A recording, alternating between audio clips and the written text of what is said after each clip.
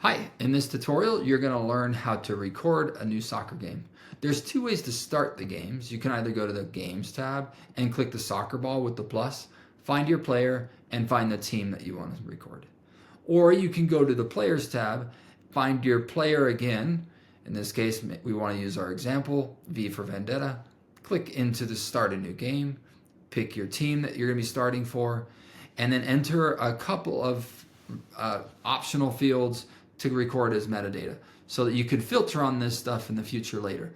So by recording whether it was a regular season game or a playoffs game, that would be helpful later when you want to compare how do my players do in a playoff game versus like regular season. So let's click the back button and go back to regular. Let's make this a yes, they're a starter, and yes, it's a home game.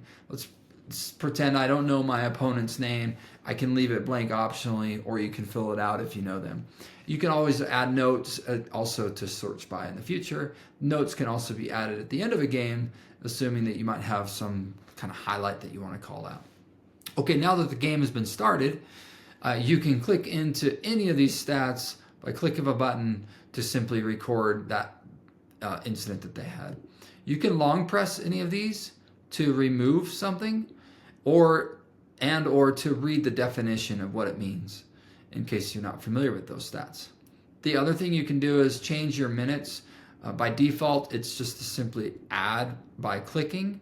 But if you wanted this to be a stopwatch, you could flip it to a stopwatch and save your changes at the top right or left. You can always add your minutes manually here based off of how many they played by removing or adding easily. Once that's been saved, you can switch this to the toggle now. So now it's a stopwatch running while they're playing. This could be stopped and the red indicates that it's paused. Let's play that while I record some other things. Some of these are dual stats, so if they had a goal made, they also were on target, and thus it counts for both.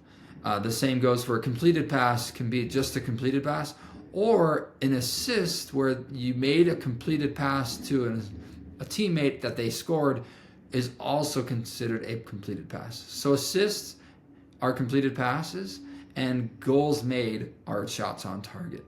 Otherwise, all of these are 1-for-1 outside of those two exceptions. Oh, one more thing to call out is at the bottom you have the start over option to reset everything. You can undo the last thing that you pressed, or you can go and delete one specifically by subtracting it from the stats. You also have the glossary for its entirety to read through if you're not familiar with any of the stats that are on screen. When you are done, you press the flag indicating that you're complete. You flag it as either a favorite game or not. You put in your scores, and then you can save your game results. And you can either if you didn't put in scores, it's going to ask you who won, so we can record that. You could search by it later. And then at the end, it asks you if you want to share these game results in an image artifact or a string that's sent via text. And that could be posted in social media or sent via text to your family or friends, or just directly to the player. I'm going to just simply say image in this case.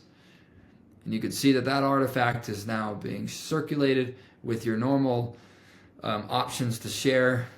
So let's say you wanted to text that. You click on the text button, you type out who you want to send that text to, and it sends this nice clean artifact with their stats summary in a nice clean table.